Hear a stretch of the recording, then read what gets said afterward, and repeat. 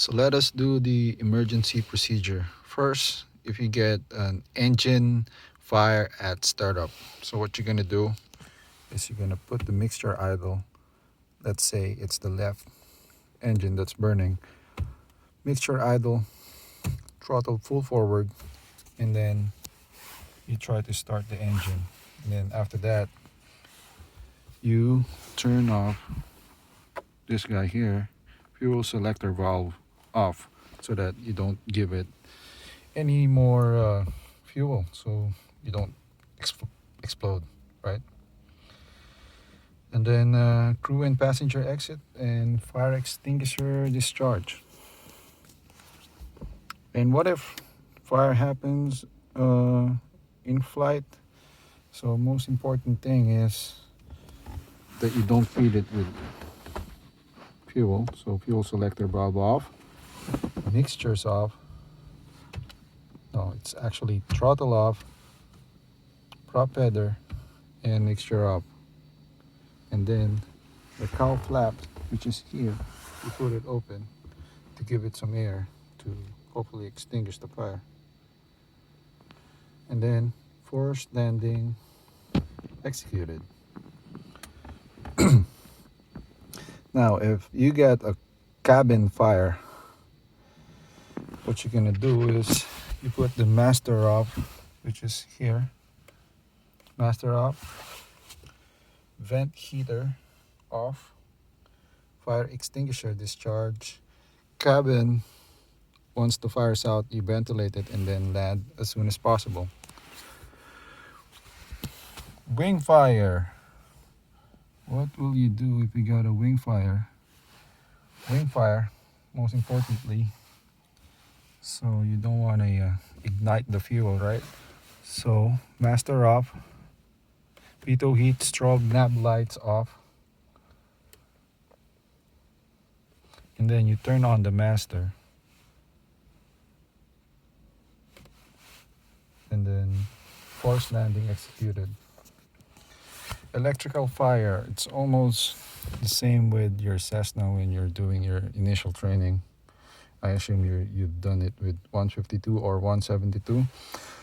So electrical fire, so main thing is that you don't cause any ignition. So let's say that you just notice some smoke coming out at the back of your firewall here. So what you're gonna do is master off, electronics off, so that would include your avionics here. And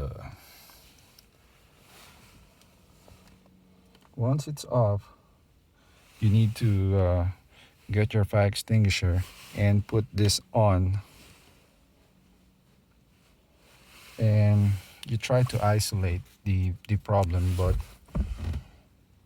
you will have to open your radio if necessary. All right.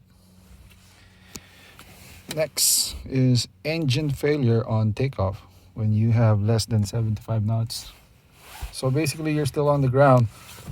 So what you're gonna do is just pull the throttle off, brake heavily applied,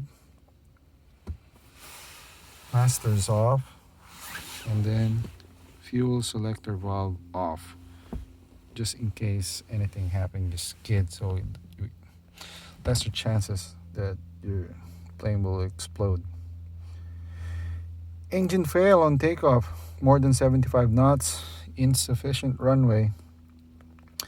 What you're gonna do is first throttle.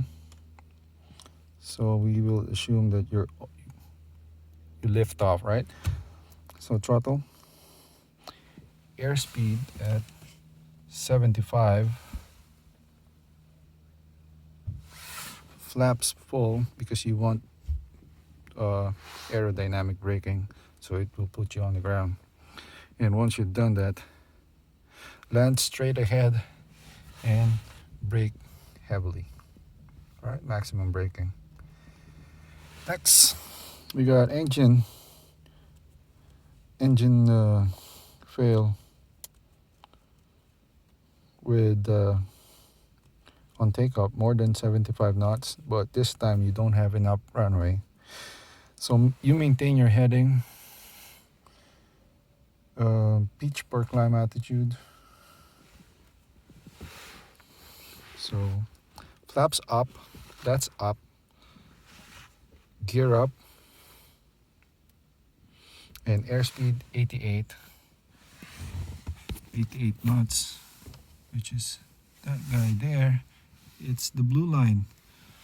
So that's VYSE, isn't it? It's best angle of climb, and it's also your best angle of climb single engine. So you pitch for that, and then once you're done, you identify and then feather. All right, and then let's see what you're gonna do with engine out overshoot, which you should avoid. What you're gonna do is mixture forward, props forward, so forward, throttle is slowly open, flaps up, gear up, and again, pitch for VY, because you still have one engine, so pitch for VY or VYSE, which is 88 knots, and then trim as required, cowl flaps as required. So basically you're gonna turn off, or you're gonna close the cowl flaps of the inoperative engine. All right, and then intentional engine shutdown. What you're gonna do is, which, let's say you have your left engine, you want your left engine to shut down your left engine basically. So throttle off, and then the right engine will put it on 25 inches manifold pressure, fuel selector off for the failed engine, cowl flaps off, we don't need that drag, mixture idle cut off, and props feather. And then here we're gonna turn up the mags on the left engine, fuel pump, turn off, alternator turn off, it's here, and we try to, so if you turn off your alternator, you're not producing electricity, so you're basically relying on your battery. So you want to preserve your battery life, right? So yeah, so you aim for electrical load less than 60, and you're gonna check it there. All right, that's all the necessary emergency procedure you need to learn when you're flying or preparing for your flight test on a Piper Seminole twin engine. Ciao.